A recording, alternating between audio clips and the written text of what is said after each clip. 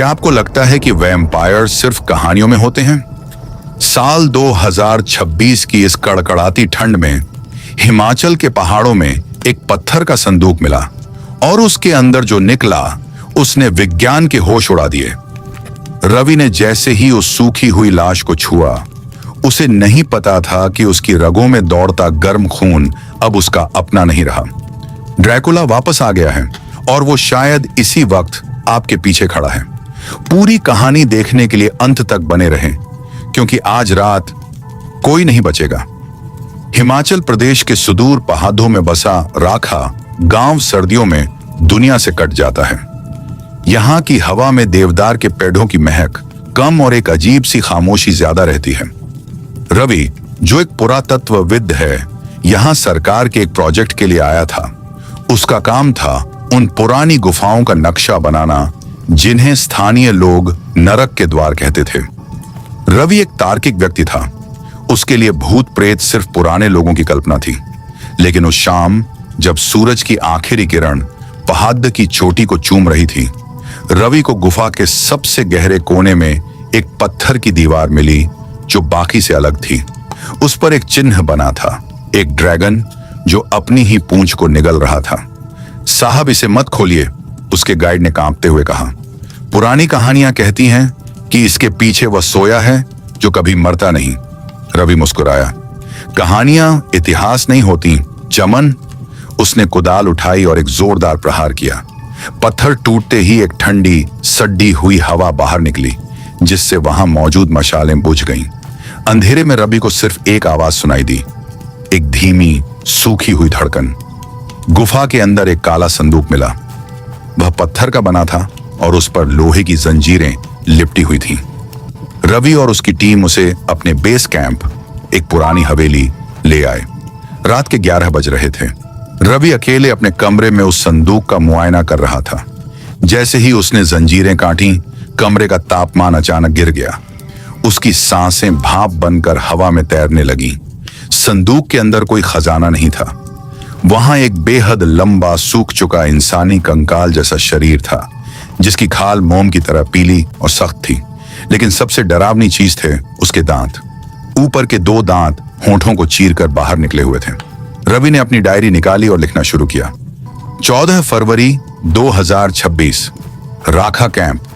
आज जो मिला है वो विज्ञान को चुनौती दे सकता है। यह शरीर मम्मी जैसा दिखता है, लेकिन इसके टिश्यूज अभी भी जीवित लगते हैं। जब मैंने इसे छुआ तो मुझे लगा कि मेरे दिमाग में किसी ने चीख मारी है। मेरी उंगली पर एक छोटा सा कट लग गया था और ताज्जुब की बात यह है कि संदूक की उस सूखी लाश ने मेरे खून की एक बूंद अपनी ओर खींच ली। क्या यह संभव है? आधी रात को रवि की नींद टूटी। बाहर बर्फ का तूफान चल रहा था। उसे लगा कि कोई उसके कमरे की खिड़की के बाहर खड़ा है। जब उसने टॉर्च जलाई तो वहां कोई नहीं था, लेकिन कांच पर जमी भाप पर उंगलियों से कुछ लिखा था। मेरा स्वागत करो, रवि। रवि का दिल जोर से धड़कने लगा। वह संदूक की ओर मुड़ा। संदूक खुला था और वह खाली था। अगले दिन दिल्ली से एक खोजी पत्रकार मीरा राखा पहुंचती है। वह सालों से ड्रैकुला के उस पुराने मिथक का पीछा कर रही थी, जिसका संबंध ब्रैम स्टोकर की डायरी के उन पन्नों से था जिन्हें कभी प्रकाशित नहीं किया गया। उसने रवि को एक पुरानी फोटो दिखाई। यह फोटो 19वीं सदी की है, रवि। इसमें जो आदमी खड्डा है उसे देखो। रवि के हाथ कांपने लगे। फोटो में वह काला संदूक था और उसके पीछे खड्डा शख्स बिल्कुल रवि जैसा दिख रहा था। वह तुम्हारा पूर्वज नहीं था, रवि, मीरा ने फुसफुसाते हुए कहा। वह उसका पहला शिकार था। ड्रैकुला को जागने के लिए उसी खून की जरूरत थी जो तुम्हारी रगों में दौड़ रहा है। रवि अब समझ चुका था कि उसने अनजाने में क्या आजाद कर दिया है। पूरे गांव में पालतू जानवर मरे हुए मिलने लगे। उनके शरीर में खून की एक बूंद भी नहीं बची थी। राखा गांव की वह पुरानी हवेली अब एक ठंडे कफन की तरह खामोश थी। मीरा की दी हुई चेतावनी रवि के दिमाग में हथौड़ों की तरह बज रही थी। जनरेटर खराब हो चुका था और पूरी हवेली सिर्फ मोमबत्तियों की पीली रोशनी में डूबी थी। रवि अपने कमरे में अकेला था। उसने हाथ में एक छोटा चाकू पकड़ रखा था। अचानक खिड़की के बाहर जो बर्फीला तूफान चल रहा था वह एकदम थम गया। सन्नाटा इतना गहरा था कि रवि को अपनी खुद की धड़कन किसी नगाड़े जैसी सुनाई दे रही थी। तभी कमरे के कोने में रखे उस खाली पत्थर के संदूक से एक काली गाढ़ी धुंध निकलने लगी। रवि! एक फुसफुसाहट गूंजी। यह आवाज कमरे के अंदर से नहीं बल्कि सीधे रवि के दिमाग के अंदर से आ रही थी। रवि ने अपनी टॉर्च उस कोने की ओर घुमाई। रोशनी के घेरे में जो दिखा उसने रवि का खून जमा दिया। वहां एक साया खड़ा था।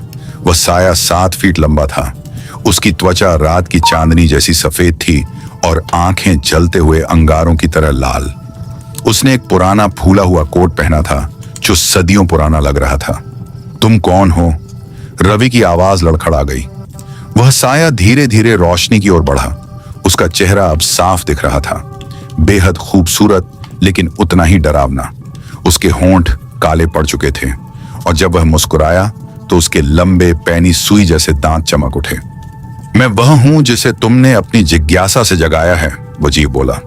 उसकी आवाज में एक अजीब सा खिंचाव था, जैसे कोई कब्र से बोल रहा हो। तुम्हारी रगों में दौड़ता वह गर्म खून, वह मेरा अधिकार है, रवि। ड्रैकुला ने एक पल में दूरी कम कर दी। वह इतनी तेजी से हिला कि रवि की आंखें उसे देख भी नहीं पाईं। अगले ही पल रवि की गर्दन पर ठंडी उंगलियों का एहसास हुआ। वह हाथ बर्फ से भी ज्यादा ठंडा था। छोड़ो मुझे! रवि ने चाकू से वार करना चाहा, लेकिन ड्रैकुला ने उसकी कलाई को ऐसे मरोड़ा जैसे वह सूखी लकड़ी हो। चाकू फर्श पर गिर गया। सदियां बीत गईं। ड्रैकुला ने रवि की गर्दन के पास झुककर गहरी सांस ली, जैसे वह उसके खून की खुशबू का आनंद ले रहा हो। इतने शुद्ध खून का स्वाद चखे हुए युग बीत गए। जैसे ही ड्रैकुला के दांत रवि की खाल को छूने वाले थे, कमरे का दरवाजा धड़ाम से खुला। मीरा वहां खड़ी थी। उसके हाथ में एक पीतल का प्राचीन कलश था। उसने चिल्लाकर कुछ शब्द कहे और कलश से एक लाल पाउडर ड्रैकुला की ओर फेंका। एक भयानक चीख हवा में गूंजी। ड्रैकुला का चेहरा धुएं से भर गया, जैसे उसे तेजाब से जलाया गया हो। वह पीछे हटा और एक पल में खिड़की के बंद शीशों को चकनाचूर करता हुआ बाहर अंधेरे में गायब हो गया। रवि जमीन पर गिर पड़ा, हांफते हुए। उसकी गर्दन पर खरोच के निशान थे। मीरा ने उसे सहारा दिया। वह क्या था? रवि ने कांपते हुए पूछा। वह अंत की शुरुआत थी, मीरा ने गंभीर स्वर में कहा, लेकिन हम अकेले इसे नहीं रोक सकते। तभी हवेली के मुख्य द्वार पर भारी कदमों की आहट हुई। एक लंबा व्यक्ति जिसने लंबा लेदर कोट पहना था और जिसके कंधे पर एक अजीब सा बैग था, अंदर दाखिल हुआ। उसकी आंखों में एक अजीब सी चमक थी और हाथ में एक चांदी की चेन वाली घड़ी। उसने अपनी टोपी उतारी और रवि की ओर देखा। मेरा नाम एरिक वैन हेल्सिंग है और मुझे लगता है कि तुमने उस शैतान को जगाने में थोड़ी जल्दी कर दी, mister Ravi. Eric Van Helsing के आते ही कमरे का माहौल बदल गया। उसकी आंखों में वह चमक थी जो केवल उन लोगों में होती है जिन्होंने साक्षात मौत को करीब से देखा हो। रवि अभी भी अपनी गर्दन सहला रहा था, जहां ड्रैकुला के ठंडे स्पर्श ने नील डाल दिया था। हमें यहां से निकलना होगा, एरिक ने अपनी भारी आवाज में कहा। उसने अपनी लेदर जैकेट के अंदर से एक चांदी की छोटी डिबिया निकाली और उसमें से कुछ राख रवि के जख्म पर मल दी। रवि को ऐसा लगा जैसे उसकी खाल पर जलते अंगारे रख दिए गए हों। वह दर्द से कराह उठा। यह पवित्र राख है रवि, एरिक ने शांति से कहा। अगर वह तुम्हें पूरी तरह काट लेता तो सूरज उगने तक तुम भी उसी की तरह खून के प्यासे बन जाते। तभी हवेली के बाहर से एक डरावनी आवाज आई। वह किसी जानवर के रोने जैसी थी, लेकिन उसमें इंसानी चीखें घुली हुई थीं। रवि ने खिड़की से बाहर झांका और उसका दिल बैठ गया। गांव के लोग, वो मासूम किसान और मजदूर, हवेली की ओर बढ़ रहे थे। उनकी आंखें पूरी तरह सफेद थीं और वे बेजान पुतलों की तरह चल रहे थे। उसने उन्हें अपना गुलाम बना लिया है, मीरा ने खौफ से फुसफुसाते हुए कहा। वह हमें यहीं घेरना चाहता है। अचानक हवेली की छत जोरदार धमाके के साथ फटी। छूने और पत्थर की धूल के बीच से एक काला साया नीचे झपटा। ड्रैकुला! लेकिन इस बार वह अकेला नहीं था। उसके साथ हजारों चमगादड़ थे जो एक काले बादल की तरह कमरे में भर गए। सब कुछ धुंधला हो गया। रवि ने मीरा का हाथ पकड़ने की कोशिश की, लेकिन किसी ने उसे जोर से पीछे धक्का दिया। एरिक ने अपनी चांदी की चेन वाली पिस्तौल से फायर किया, जिससे नीली रोशनी की लपटें निकलीं, लेकिन ड्रैकुला बिजली की गति से मीरा की ओर बढ़ा। नहीं, रवि चिल्लाया। ड्रैकुला ने मीरा को अपनी बाहों में जकड़ लिया। उसकी लाल आंखें रवि की आंखों में गड़ी थीं। अगर उसे जिंदा देखना चाहते हो रवि, तो उसी गुफा में आओ जहां तुमने मुझे जगाया था, लेकिन याद रखना तुम मेरा नाश्ता हो और वह मेरी दुल्हन बनेगी।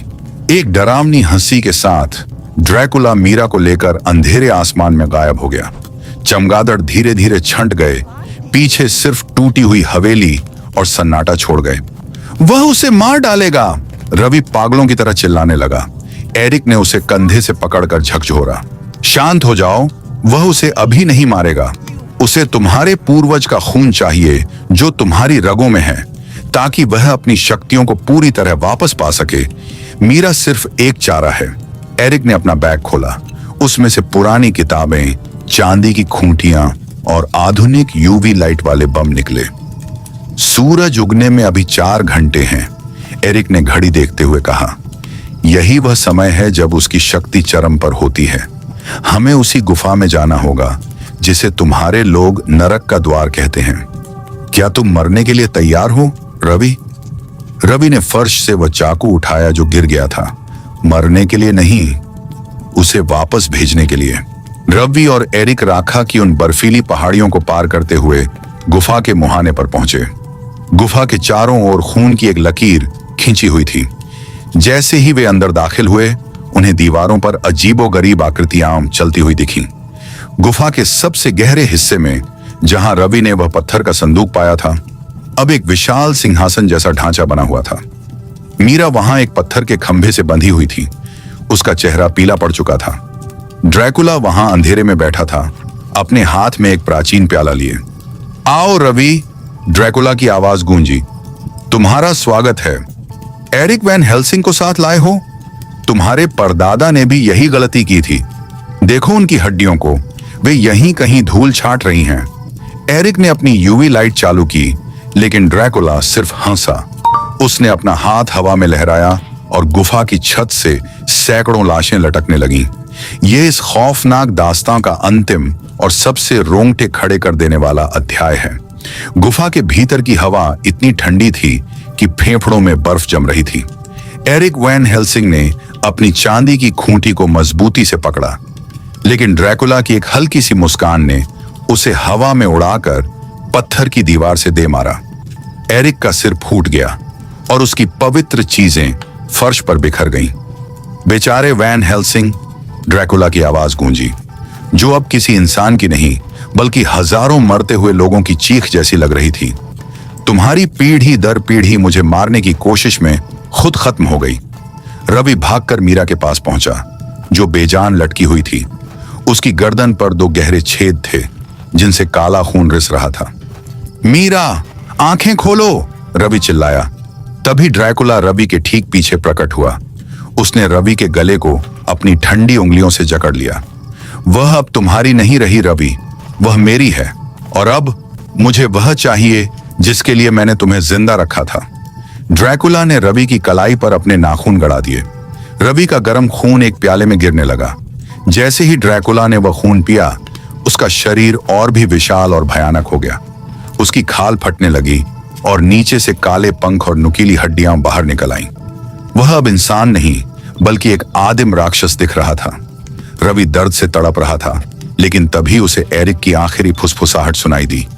रवि, संदूक की राख। उसके दिल में रवि ने अपनी पूरी ताकत जुटाई और उस पुराने पत्थर के संदूक की ओर झपटा, जहां सदियों पुरानी काली राख जमा थी। उसने मुट्ठी भर राख ली और उसे अपने चाकू की नोक पर लगा लिया। जैसे ही ड्रैकुला उसे पूरी तरह खत्म करने के लिए झपटा, रवि ने वह चाकू सीधे राक्षस के सीने के पार कर दिया। एक ऐसी चीख गूंजी जिसने पूरी पहाड़ी को हिला दिया। ड्रैकुला का शरीर भीतर से जलने लगा। नीली और काली लपटें उसकी आंखों से बाहर निकलने लगीं। नहीं, यह अंत नहीं हो सकता, ड्रैकुला चिल्लाया। उसका शरीर धीरे धीरे धुलने लगा और अंत में वह सिर्फ एक काली राख का ढेर बनकर रह गया। धुआं छंटा। रवि बुरी तरह जख्मी था, लेकिन वह खुश था कि उसने शैतान को खत्म कर दिया। वह मीरा के पास पहुंचा और उसके बंधन खोल दिए। मीरा, उठो, सब खत्म हो गया, वह मर गया। रवि ने उसे गोद में उठा लिया। मीरा ने धीरे से अपनी आंखें खोली, लेकिन वे आंखें वैसी नहीं थीं जैसी रवि को याद थी। वे पूरी तरह काली थीं, न पुतली न सफेद हिस्सा, सिर्फ एक गहरा अनंत अंधेरा। वह धीरे से मुस्कुराई। उसके होंठों के कोने से 2 लंबे नुकीले दांत बाहर निकले। वह मर गया रवि। मीरा की आवाज में ड्रैकुला की वही हंसी गूंजी। लेकिन उसका प्याला अब मैं हूं। इससे पहले कि रवि कुछ समझ पाता, मीरा ने अपनी पकड़ उसके गले पर मजबूत कर ली। रवि की चीख गुफा की दीवारों से टकराकर दम तोड़ गई। अगली सुबह जब सूरज निकला तो राखा गांव पूरी तरह खाली था। बर्फ पर सिर्फ खून के धब्बे थे जो धीरे धीरे धुंधले पड़ रहे थे। रवि की डायरी का आखिरी पन्ना हवा में उड़ रहा था, जिस पर खून से सिर्फ एक शब्द लिखा था, अमृता। अंधेरा गहरा रहा है और शैतान की प्यास अभी बुझी नहीं है। क्या आप रवि का बदला लेते हुए देखना चाहते हैं या मीरा का अगला शिकार बनना पसंद करेंगे? इस कहानी का अगला हिस्सा और भी खौफनाक होने वाला है। अगर अपनी जान और नींद प्यारी है तो अभी उस सब्सक्राइब बटन को दबाएं और घंटी बजा दें, वरना शायद अगली कहानी आपके ही शहर की हो। मिलते हैं अगली डरावनी रात में, अगर आप जिंदा रहे तो।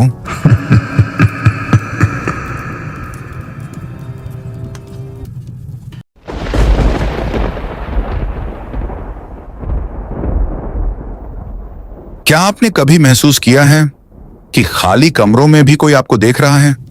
कोलोराडो की बर्फीली पहाड़ियों के बीच एक ऐसा होटल खड़ा है जिसकी दीवारों में आज भी चीखें दफन हैं।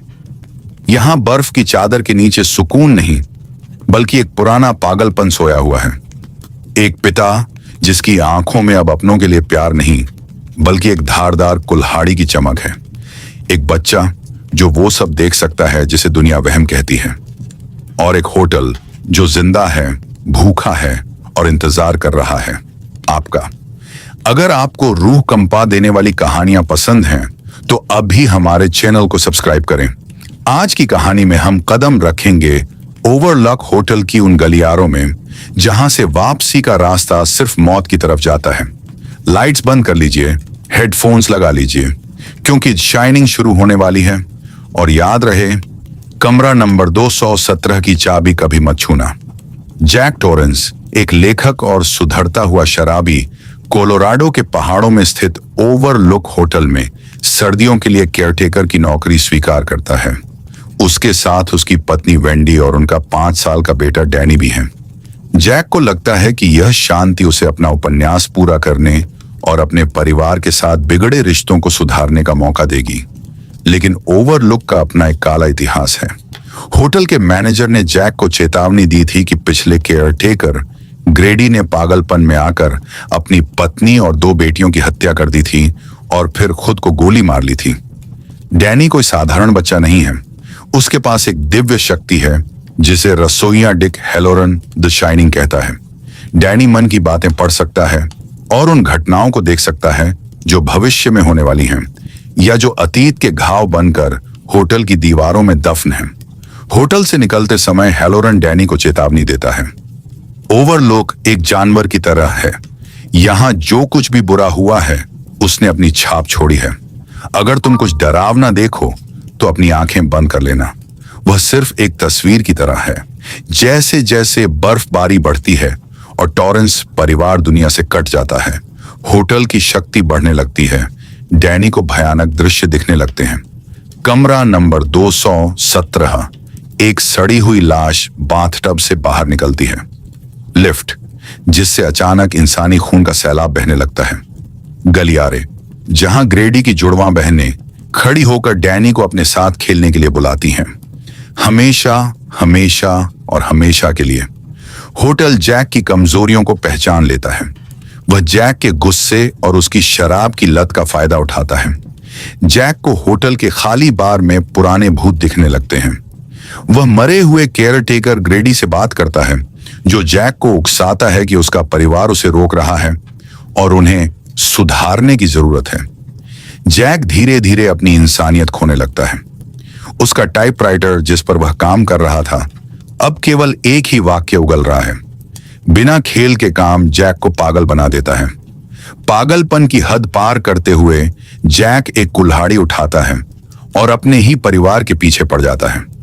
वेंडी खुद को बाथरूम में बंद कर लेती है, जबकि जैक दरवाजे को कुल्हाड़ी से काटते हुए अपना चेहरा अंदर डालता है और चिल्लाता है, "Here's Johnny!" उधर डैनी अपनी मानसिक शक्ति से हेलोरन को मदद के लिए बुलाता है। हेलोरन मीलों दूर से बर्फीले तूफान में संघर्ष करते हुए होटल पहुंचता है। अंतिम क्षणों में जैक को याद आता है कि उसने होटल के पुराने बॉयलर का दबाव कम नहीं किया है, लेकिन अब बहुत देर हो चुकी है। होटल जैक को पूरी तरह निगल चुका होता है। जैक का अस्तित्व खत्म हो जाता है और वह केवल होटल का एक हिस्सा बनकर रह जाता है। एक भीषण धमाके के साथ ओवरलुक होटल जलकर राख हो जाता है। डैनी, वेंडी और हेलोरन किसी तरह अपनी जान बचाकर भाग निकलते हैं, लेकिन उस रात की दहशत डैनी के मन में हमेशा के लिए दर्ज हो जाती है। ओवरलुक होटल के गलियारे में सन्नाटा इतना गहरा था कि डैनी को अपनी ही धड़कनें किसी नगाड़े की तरह सुनाई दे रही थीं। कालीन पर बने अजीबोगरीब पैटर्न मानो सांपों की तरह रेंग रहे थे। डैनी के हाथ में वह चांदी की चाबी थी जिसे उसने अपने पिता की डेस्क से चुराया था। उसका मन चिल्ला रहा था, "वापस जाओ डैनी!" टोनी, उसका काल्पनिक मित्र, तुम्हें मना कर रहा है। लेकिन एक अजीब सी जिज्ञासा उसे खींच रही थी। उसने चाबी घुमाई। कड़क! दरवाजा धीरे से खुला। कमरे के अंदर की हवा बाहर के गलियारे से कहीं ज्यादा ठंडी थी। वहां एक अजीब सी गंध थी, सड़े हुए फूलों और पुराने साबुन की मिलीजुली महक, जिसके नीचे कुछ और भी था, कुछ ऐसा जो बहुत समय से गल रहा हो। डैनी दबे पांव बाथरूम की ओर बढ़ा। सफेद पर्दा टब के चारों ओर खींचा हुआ था। पर्दे के पीछे से पानी की हल्की बूंदों के गिरने की आवाज आ रही थी। डैनी का छोटा सा हाथ कांप रहा था। उसने पर्दे के किनारे को पकड़ा और एक झटके में खींच दिया। बाथटब खाली नहीं था। वहां एक औरत लेटी थी। उसकी त्वचा का रंग उस गंदे पानी जैसा था जो हफ्तों से रुका हुआ हो। वो पूरी तरह नग्न थी, लेकिन उसकी खाल जगह जगह से गलकर लटक रही थी। उसकी आंखें बंद थीं और उसके होंठ नीले पड़ चुके थे। डैनी जम गया। उसे लगा कि यह सिर्फ एक तस्वीर है, जैसा हेलोरन ने कहा था। यह असली नहीं है, उसने फुसफुसाया। यह मुझे चोट नहीं पहुंचा सकती। तभी पानी में हलचल हुई। उस औरत की सूजी हुई आंखें धीरे से खुलीं।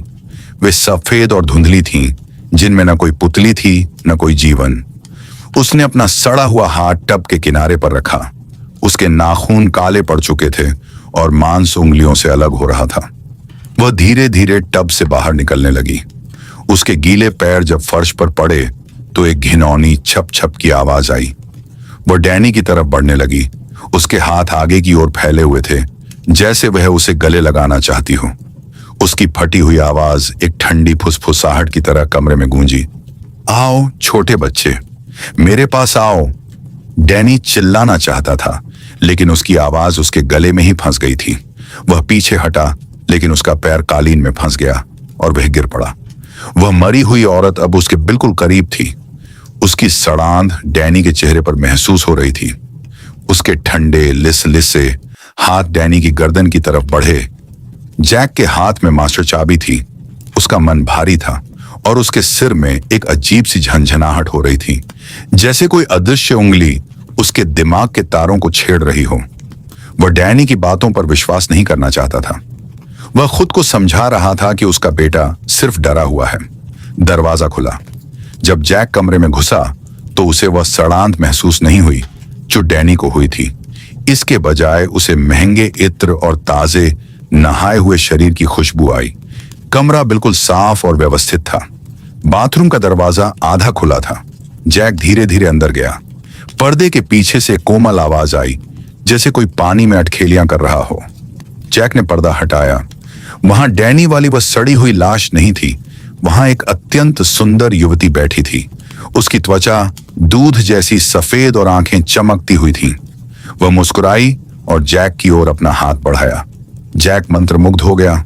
होटल ने उसकी कमजोरी को पहचान लिया था। वह भूल गया कि वह एक पति है। वह भूल गया कि उसका बेटा बाहर डरा हुआ है। वह उस औरत की ओर खींचा चला गया। जैसे ही उसने उस युवती को गले लगाया, और उसे चूमने के लिए झुका, हकीकत बदल गई। हवा में अचानक सड़े हुए मांस की बदबू फैल गई। जैक के हाथों के नीचे जो कोमल त्वचा थी वह अचानक ढीली और लिसलिसी हो गई। उसने आंखें खोली। वह सुंदर युवती गायब थी। उसकी बाहों में अब वही भयानक सड़ी हुई लाश थी। उसकी खाल नीली पड़ चुकी थी, पेट फूला हुआ था और उसकी आंखों की जगह 2 काले गड्ढे थे। उस मुर्दा औरत ने अपनी हड्डियां जैसी उंगलियां जैक की गर्दन के पीछे गड़ा दी और एक घिनौनी हंसी हंसी। तुम भी हमारे साथ यहीं रुकोगे जैक, हमेशा के लिए, जैक चिल्लाया और खुद को छुड़ाकर पीछे हटा। वह पागलों की तरह कमरे से बाहर भागा, लेकिन जैसे ही उसने दरवाजा बंद किया और पीछे मुड़कर देखा, उसे अपनी परछाई में खुद का चेहरा नहीं बल्कि उस होटल के पुराने केयरटेकर ग्रेडी का चेहरा नजर आया। जैक समझ गया था कि होटल उसे डरा नहीं रहा है बल्कि उसे अपना हिस्सा बना रहा है। वह अब जैक टॉरेंस नहीं रहा था, वह ओवरलुक का नया हथियार बन चुका था।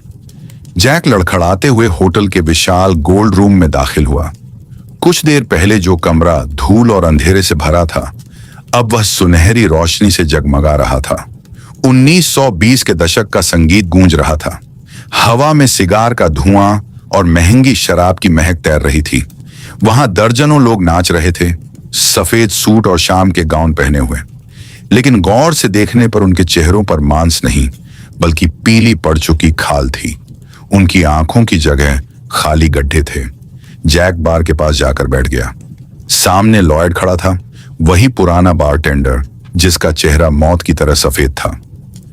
स्वागत है मिस्टर टॉरेंस, लॉयड ने मुस्कुराते हुए कहा। उसके हाथ में शराब की एक बोतल थी जो जैक के लिए कभी खत्म न होने वाला लालच थी। जैक ने गिलास गटकते हुए कहा, मेरी पत्नी, वह मुझे यहां से ले जाना चाहती है। मेरा बेटा, वह पागल हो गया है। तभी जैक के पीछे एक साया उभरा। वह ग्रेडी था, पिछला केयरटेकर जिसने अपनी बेटियों को कुल्हाड़ी से काट डाला था। ग्रेडी ने जैक के कंधे पर हाथ रखा और फुसफुसाया, मिस्टर टॉरेंस, आपका परिवार बाधा डाल रहा है। उन्हें सुधारने की जरूरत है। जैसे मैंने अपनी बेटियों को सुधारा था, वैसे ही आपको भी अपनी पत्नी और बेटे को मैनेज करना होगा। जैक की आंखों में अब इंसानियत की जगह एक ठंडी नीली चमक, द शाइन, आ गई थी। उसने पास रखी कुल्हाड़ी उठाई और उसकी धार को अपने अंगूठे से छुआ। होटल की तीसरी मंजिल पर वेंडी और डैनी सो रहे थे। अचानक सन्नाटे को चीरती हुई एक आवाज आई, कड़क कड़क कड़क। जैक सीढ़ियां चढ़ रहा था। वह लकड़ी की कुल्हाड़ी को फर्श पर घसीट रहा था, जिससे एक डरावनी लय पैदा हो रही थी। वह धीरे धीरे गुनगुना रहा था, छोटे स्वर, मुझे अंदर आने दो। वेंडी ने घबराकर दरवाजा अंदर से लॉक कर लिया। तभी कुल्हाड़ी का पहला वार दरवाजे के बीचों बीच पड़ा। लकड़ी के टुकड़े हवा में उड़ने लगे। जैक ने दरवाजे में हुए छेद में अपना चेहरा फंसाया। उसका चेहरा अब किसी इंसान का नहीं बल्कि एक दरिंदे का लग रहा था। उसकी आंखें पागलों की तरह घूम रही थीं। उसने दहाड़ते हुए कहा, हेयर्स जॉनी। वेंडी ने खिड़की से डैनी को बाहर बर्फ में धकेल दिया और खुद को बचाने के लिए जैक के हाथ पर चाकू से वार किया। जैक दर्द से चीखा, लेकिन वह रुका नहीं। वह डैनी के पीछे बर्फ के चक्रव्यूह की ओर भागा। बाहर बर्फीला तूफान अपनी चरम सीमा पर था। डैनी बर्फ में अपने ही पद चिन्हों पर पीछे की ओर चलकर जैक को भ्रमित करने लगा। जैक, जो शराब और पागलपन के नशे में चूर था, रास्ता भटक गया। तभी होटल के अंदर से एक गूंज सुनाई दी, बॉयलर। जैक पागलपन में भूल गया था कि ओवरलुक के पुराने बॉयलर का दबाव कम करना जरूरी था। होटल की दीवारों से अब खून नहीं बल्कि आग की लपटें निकलने लगी। अचानक एक भयानक धमाका हुआ। होटल की खिड़कियां टूटकर बिखर गईं। आग की लपटों ने जैक को घेर लिया। वह चिल्लाया, लेकिन उसकी आवाज होटल के भूतों की चीखों में दब गई। ओवरलुक होटल, जो दशकों से मासूम रूहों का शिकार कर रहा था, अब अपनी ही आग में जलकर राख हो रहा था। वेंडी और डैनी, जो बर्फ में दूर निकल चुके थे, ने पीछे मुड़कर देखा। वह आलीशान इमारत अब केवल एक जलता हुआ कंकाल थी। जैक टॉरेंस हमेशा के लिए उस होटल का हिस्सा बन गया था। उसकी आत्मा अब उस सुनहरी महफिल की एक धुंधली तस्वीर मात्र रह गई थी। तो क्या जैक वाकई पागल था या ओवरलुक होटल ने उसे अपना मोहरा बनाया? जवाब शायद उन जलती हुई दीवारों के साथ ही राख हो गया।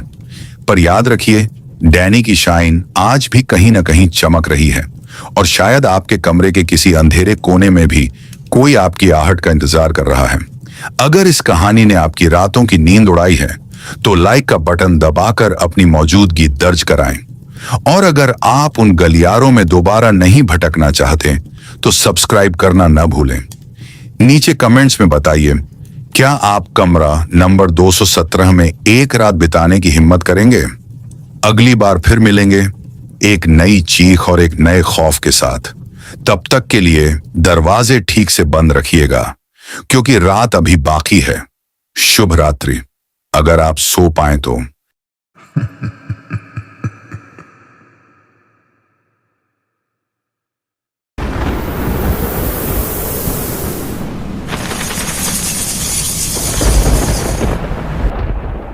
नमस्कार दोस्तों, स्वागत है आपका रोशन हॉरर स्टोरी चैनल पर। मैं हूं रोशन और आप सुन रहे हैं खौफ, रहस्य और अंधेरे की वो कहानियां जो सिर्फ कहानी नहीं, एक एहसास है। यहां हर रात कुछ अनसुना जागता है, हर साया कुछ छुपाता है और हर कहानी के पीछे एक खौफनाक सच होता है। अगर आपको डरावनी, सस्पेंस से भरी और रोंगटे खड़े कर देने वाली कहानियां पसंद हैं तो अभी इस चैनल को सब्सक्राइब कर लीजिए और बेल आइकन दबाना बिल्कुल मत भूलिए, क्योंकि यहाँ हर रात आएगी एक नई कहानी जो आपके दिल की धड़कनें बढ़ा देगी। ये है रोशन हॉरर स्टोरी चैनल, जहाँ डर ही असली कहानी है।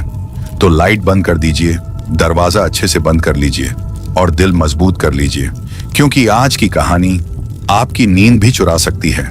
शुरू करते हैं। रात के 2 बज रहे थे। नेशनल हाईवे 44 पर धुंध इतनी गहरी थी कि कार की हेडलाइट्स भी रास्ता नहीं ढूंढ पा रही थीं। समीर और उसके 3 दोस्त अंकित, स्नेहा और रिया मनाली से दिल्ली लौट रहे थे। यार अंकित, कहीं गाड़ी रोक ले, बहुत भूख लगी है, समीर ने जम्हाई लेते हुए कहा। अंकित ने खिड़की के बाहर देखा।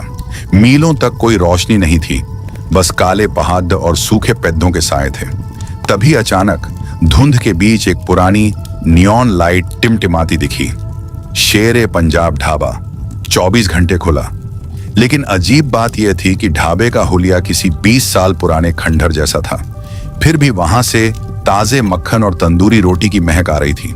जैसे ही उन्होंने गाड़ी रोकी, सन्नाटा और गहरा हो गया। ढाबे के बाहर कई ट्रक खड़े थे, लेकिन उनमें कोई ड्राइवर नहीं था। अंदर घुसते ही उनकी नजर एक बूढ़े आदमी पर पड़ी जो कोने में बैठा तंदूर की आग सेंक रहा था। उसकी आंखें सफेद थीं और चेहरे पर झुर्रियों का जाल था। साहब जी, बैठिए, यहाँ का खाना खाओगे तो सब भूल जाओगे, बूढ़े ने बिना सिर उठाए कहा। स्नेहा को कुछ अजीब लगा। अंकित, यहाँ रुकना ठीक नहीं लग रहा। देखो, उन प्लेटों में खाना परोसा हुआ है, लेकिन कोई खा नहीं रहा। मेजों पर गर्म खाना रखा था, भाप निकल रही थी, लेकिन कुर्सियां खाली थीं। ऐसा लग रहा था जैसे खाने वाले अचानक गायब हो गए हों। भूख के मारे अंकित ने दाल मखनी का एक निवाला लिया। लेते ही उसका चेहरा पीला पड़ डीएच गया। अंकित, क्या हुआ? रिया ने डरते हुए पूछा। अंकित के गले से घरघराहट की आवाज आने लगी। उसने अपनी प्लेट पलटी तो दाल के नीचे लोहे का एक पुराना ड्राइवर बैज निकला, जिस पर लिखा था राजेश खन्ना। तभी समीर की नजर दीवार पर टंगी पुरानी तस्वीरों पर गई। वो तस्वीरें उन ड्राइवरों की थीं जो पिछले 30 सालों में इस हाईवे से गायब हुए थे। और सबसे डरावनी बात, उन तस्वीरों में सबसे आखिरी फोटो अंकित की थी, जो अभी अभी खींची गई लग रही थी। अचानक ढाबे के दरवाजे अपने आप बंद हो गए। बाहर खड्डे ट्रक अचानक स्टार्ट हो गए, लेकिन उनमें कोई इंसान नहीं, बल्कि काले साए बैठे थे। बूढ़ा आदमी जोर जोर से हंसने लगा। उसकी त्वचा पिघलने लगी और उसके पीछे से कई हाथ निकलने लगे। यह ढाबा पेट भरने के लिए नहीं है, यह ढाबा रूहों की खुराक के लिए है। हर 30 साल में कालचक्र घूमता है और हमें नए जिस्म चाहिए होते हैं। ढाबे की जमीन दलदल की तरह फटने लगी, जिसमें से अनगिनत कंकाल बाहर निकलने की कोशिश कर रहे थे। समीर ने अपनी हिम्मत जुटाई और पास पड्डा एक जलता हुआ डंडा तंदूर से निकालकर उस शैतानी बूढ़े पर फेंका। चारों दोस्त अपनी कार की तरफ भागे। पीछे से चीखें आ रही थीं, ऐसी चीखें जो इंसानी नहीं थीं। जैसे ही उन्होंने कार स्टार्ट की और पीछे मुद्दाकर देखा, वहां कोई ढाबा नहीं था। सिर्फ एक पुराना जला हुआ खंडर था और एक बोर्ड लगा था। यहां 1995 में एक भीषण आग में 40 लोग मारे गए थे। सुबह जब पुलिस ने उन्हें हाईवे के किनारे बदहवास पाया तो समीर की जेब में एक पर्ची मिली। उस पर लिखा था, बिल बाकी है, हम जल्द मिलेंगे। समीर, स्नेहा और रिया बदहवास होकर अपनी कार में बैठे थे। अंकित गायब था और उसकी जगह एक पुरानी काली पड़ चुकी रोटी और उसकी वही मनहूस तस्वीर पड़ी थी। समीर ने पागलों की तरह कार स्टार्ट की और तेजी से वहां से भागने की कोशिश की। हमें वापस जाना होगा, हम अंकित को वहां अकेले नहीं छोड़ सकते, स्नेहा चिल्लाई। उसके आंसू रुक नहीं रहे थे। वहां कुछ नहीं है स्नेहा, तुमने देखा नहीं? वहां सिर्फ एक खंडहर था। समीर का गला सूख रहा था। तभी कार के रियर व्यू मिरर में रिया को कुछ दिखा। पीछे वाली सीट पर जहां अंकित बैठता था वहां की गद्दी से गाढ़ा काला खून रिसने लगा था। वह खून धीरे धीरे सीट पर एक शब्द लिख रहा था, भूख। वे पिछले 20 मिनट से 80 की स्पीड पर गाड़ी चला रहे थे, लेकिन अजीब बात यह थी कि वे उसी माइलस्टोन 66 को चौथी बार पार कर रहे थे। वे एक ही लूप में फंस चुके थे। अचानक कार की हेडलाइट की रोशनी में सामने सड़क के बीचों बीच कोई खड़ा दिखा। समीर ने जोर से ब्रेक मारे। कार चीखते हुए रुकी। सामने अंकित खड़ा था, लेकिन वह वो अंकित नहीं था जिसे वे जानते थे। उसका शरीर टेढ़ा मेढ़ा था, जैसे उसकी हड्डियां तोड़कर दोबारा जोड़ी गई हों। उसकी आंखें पूरी तरह काली थीं। उसने अपना हाथ उठाया और कार के शीशे पर एक जोरदार प्रहार किया। शीशा चटक गया और उसके अंदर से वही ढाबे वाली मक्खन और मसालों की महक आने लगी। अंकित, ये तुम क्या कर रहे हो? रिया ने खिड़की खोलनी चाही, लेकिन समीर ने उसे रोक दिया। वो अंकित नहीं है रिया, देखो, समीर ने इशारा किया। अंकित के पीछे से वही बूढ़ा आदमी, ढाबे का मालिक, अंधेरे से बाहर निकला। उसके हाथ में एक बड़ा सा लोहे का चिमटा था जो आग से लाल हो रहा था। मेहमान भागते अच्छे नहीं लगते, बूढ़ा फुसफुसाया। उसकी आवाज हवा की सरसराहट जैसी थी। हमारे ढाबे का एक नियम है, जो एक बार छक लेता है वो खुद जायका बन जाता है। तुम्हारे दोस्त ने हमारी दाल छकी थी, अब उसकी रूह हमारी रसोई का हिस्सा है। अचानक समीर के दिमाग में बिजली की तरह कुछ कौंधा।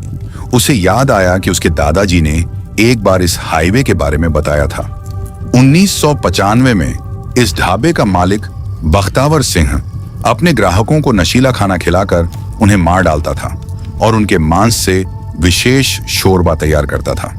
जब गांव वालों को पता चला तो उन्होंने ढाबे को चारों तरफ से घेर कर आग लगा दी थी। बख्तावर और उसके 10 कर्मचारी जिंदा जल गए थे, लेकिन मरने से पहले बख्तावर ने उस जमीन को शाप दिया था कि जब तक मेरा तंदूर ठंडा है, इस रास्ते से गुजरने वाली हर रूह मेरी होगी। गाड़ी के चारों तरफ अब वो ट्रक खड़े हो चुके थे जो उन्होंने ढाबे के बाहर देखे थे। ट्रकों की हेडलाइट्स अचानक जल उठी, जिससे एक अंधा कर देने वाली रोशनी पैदा हुई। बूढ़ा बख्तावर कार के पास आया और अपना जलता हुआ हाथ शीशे पर रखा। शीशा पिघलने लगा। अगर तुम अपने दोस्त को वापस चाहते हो तो एक सौदा करना होगा, बख्तावर ने अपनी डरावनी मुस्कान के साथ कहा। क्या सौदा? समीर ने कांपते हुए पूछा। अगली 30 रातों तक तुम्हें इस हाईवे पर शिकार लाकर देना होगा, वरना, उसने अंकित की तरफ इशारा किया, जिसका जिस्म अब धीरे धीरे धुआं बनकर तंदूर की आग में समा रहा था। बख्तावर सिंह का जला हुआ हाथ कार के शीशे को पिघला रहा था। समीर की आंखों में आंसू थे, लेकिन उसका हाथ गियर पर मजबूती से टिका था। हमें किसी और की जान लेने की जरूरत नहीं है बख्तावर, समीर चिल्लाया। तुम पहले ही बहुत तबाही मचा चुके हो। बख्तावर की हंसी किसी सूखी लकड़ी के टूटने जैसी थी। तो फिर अपने दोस्त को अलविदा कहो। जैसे ही उसने इशारा किया, अंकित ने अपना सिर कार की छत से दे मारा। छत के लोहे में गहरा गड्ढा पड़ गया। स्नेहा और रिया पीछे की सीट पर सिमट गईं। तभी समीर को अचानक याद आया, उसके दादाजी हमेशा अपनी पुरानी कार के डैशबोर्ड में एक छोटी सी पीतल की डिब्बी रखते थे, जिसमें बनारस की पवित्र भस्म और एक पुराना मंत्र लिखा हुआ भोजपत्र था। यह कार समीर को विरासत में मिली थी। उसने जल्दी से डैशबोर्ड खोला। वहां वह डिब्बी धूल से सनी पड़ी थी। स्नेहा, इसे पकड़ो और मंत्र पढ़ो, समीर ने चिल्लाकर कहा। जैसे ही स्नेहा ने डिब्बी खोली, कार के अंदर एक अजीब सी ठंडी हवा चलने लगी। बख्तावर का चेहरा गुस्से से काला पड़ गया। ये रोशनी, इसे बंद करो, वह चीखा और पीछे हट गया। समीर, हम भाग नहीं सकते, रिया ने हांफते हुए कहा। हमें उस खंडहर में वापस जाना होगा, वहीं उस शाप का केंद्र है। जब तक वह तंदूर जल रहा है, ये लूप खत्म नहीं होगा। समीर ने एक गहरा सांस लिया। उसने कार को मोड़ा और उसी दिशा में दौड़ा दी जहां से वे भाग कर आए थे। पीछे से भूतों के ट्रकों का काफिला उनका पीछा कर रहा था। हॉर्न की आवाजें इंसानी चीखों जैसी लग रही थीं। सड़क अब गायब हो चुकी थी। वे सीधे उसी पुराने जले हुए शेरे पंजाब ढाबा के सामने खड़े थे। वे तीनों कार से बाहर निकले। सामने अंकित खड़ा था, जो अब बिल्कुल बेजान लग रहा था। उसके हाथ पांव किसी कठपुतली की तरह हिल रहे थे। ढाबे के बीचों बीच वही विशाल तंदूर था। वह पत्थर का बना था, लेकिन उसके अंदर से नीली आग निकल रही थी। उस आग में अनगिनत चेहरे तड़पते हुए दिख रहे थे। वे सब लोग जो पिछले 30 सालों में वहां से गायब हुए थे। यही है वो, स्नेहा ने फुसफुसाते हुए कहा। यही वह काल चक्र है जहां बख्तावर की रूह टिकी है। तभी बख्तावर अपने असली डरावने रूप में सामने आया। उसकी लंबाई 7 फुट हो चुकी थी और उसके हाथ चिमटों की तरह लंबे और नुकीले थे। बख्तावर ने झपट्टा मारकर समीर का गला पकड़ लिया। तुम अपनी जान देकर इस तंदूर को ठंडा करोगे? समीर का दम घुट रहा था। उसने स्नेहा की तरफ देखा और इशारा किया। स्नेहा समझ गई। उसने वह पवित्र भस्म और भोजपत्र सीधे उस नीली आग वाले तंदूर में फेंक दिया। एक भयानक विस्फोट हुआ। नीली आग अचानक खूनी लाल हो गई। ढाबे की दीवारें कांपने लगीं। जो रूहें उस तंदूर में कैद थीं, वे अचानक बाहर निकलने लगीं और बख्तावर को चारों तरफ से जकड़ लिया। नहीं, ये मेरी जगह है, मेरा राज है, बख्तावर चिल्लाया, लेकिन रूहों ने उसे खींचकर उसी तंदूर की गहराई में डाल दिया। धमाका इतना तेज था कि समीर और लड़कियां बेहोश हो गए। जब सुबह की पहली किरण फूटी तो वहां न कोई ढाबा था, न कोई ट्रक। समीर ने अपनी आंखें खोलीं। उसके पास स्नेहा और रिया बैठी थीं। सामने सड़क के किनारे अंकित लेटा हुआ था। वह सांस ले रहा था, लेकिन उसके शरीर पर तंदूर की आग के निशान थे, जैसे किसी ने उसे गर्म सलाखों से दागा हो। वे कार में बैठे और बिना पीछे देखे दिल्ली की तरफ निकल पड़े। उन्हें लगा कि सब खत्म हो गया है, लेकिन जैसे ही समीर ने कार का रेडियो चालू किया, एक पुरानी पंजाबी धुन बजने लगी और एक भारी आवाज सुनाई दी। स्वाद अभी बाकी है, अगली बार बिना नमक के आना। समीर ने मिरर में देखा। पीछे की सीट पर अंकित की परछाई के साथ एक और साया बैठा था। यह कहानी का अंतिम और सबसे डरावना भाग है। यहाँ काल चक्र अपना घेरा पूरा करता है। कार की रफ्तार 100 के पार थी। हाईवे की वो डरावनी धुंध अब पीछे छूट चुकी थी और दूर क्षितिज पर दिल्ली की लाइटें नजर आने लगी थीं। समीर ने राहत की सांस ली। उसका गला अभी भी बख्तावर की उंगलियों की पकड़ से दुख रहा था, लेकिन उसे खुशी थी कि वे सब जिंदा हैं। हम पहुंच गए, समीर ने फटी आवाज में कहा। स्नेहा, रिया, देखो, हम शहर पहुंच गए। पीछे की सीट पर स्नेहा और रिया एक दूसरे का हाथ थामे कांप रही थीं। अंकित अभी भी बीच में बैठा था। उसका सिर नीचे झुका हुआ था। उसके शरीर से अभी भी हल्की सी सौंधी खुशबू आ रही थी, वही खुशबू जो ढाबे के तंदूर से निकलती थी। अचानक अंकित ने अपना सिर उठाया। उसकी आंखें सामान्य लग रही थीं, लेकिन उनमें एक अजीब सी चमक थी। समीर भाई, बहुत जोर की भूख लगी है, अंकित ने धीरे से कहा। उसकी आवाज बिल्कुल सामान्य थी, लेकिन उसमें एक ऐसी मिठास थी जो समीर को बेचैन कर गई। बस थोड़ा और सब्र कर अंकित, घर पहुंचते ही गर्मा गर्म खाना ऑर्डर करेंगे, समीर ने मुस्कुराने की कोशिश करते हुए कहा। अंकित ने खिड़की के बाहर देखा और धीरे से अपने होंठों पर जबान फेरी। नहीं, मुझे वो खाना नहीं चाहिए, मुझे कुछ कच्चा चाहिए, कुछ ऐसा जिसमें जान हो। स्नेहा और रिया एक दूसरे की तरफ देखने लगी। उनकी रीढ़ की हड्डी में सिहरन दौड़ गई। गाड़ी दिल्ली के बॉर्डर वाले टोल प्लाजा पर रुकी। समीर ने खिड़की नीचे की और टोल कर्मचारी को पैसे दिए, लेकिन जैसे ही उसने कर्मचारी का चेहरा देखा, उसका खून जम गया। कर्मचारी का चेहरा बिल्कुल वैसा ही था जैसा उस गायब ड्राइवरों वाली फोटो में से एक का था। उसने समीर की तरफ देखा और एक डरावनी मुस्कान के साथ कहा, साहब जी, नमक कम तो नहीं था? समीर ने घबराकर एक्सीलरेटर पर पैर रख दिया। गाड़ी टोल बैरियर को तोड़ते हुए आगे निकल गई। समीर, तुम पागल हो गए हो क्या? पुलिस पीछे लग जाएगी, रिया चिल्लाई। समीर ने कुछ नहीं कहा। उसकी नजर डैशबोर्ड पर लगे मोबाइल पर थी। गूगल मैप्स जो अब तक दिल्ली का रास्ता दिखा रहा था, अचानक रीरूट होने लगा। नीली लाइन जो घर की तरफ जा रही थी अचानक मुड़ गई और गोल गोल घूमने लगी। स्क्रीन पर एक नया डेस्टिनेशन लिखा आया, वापसी शेर पंजाब ढाबा, दूरी 0 मीटर। समीर ने कार रोकी। चारों तरफ अंधेरा था। वे दिल्ली में नहीं थे।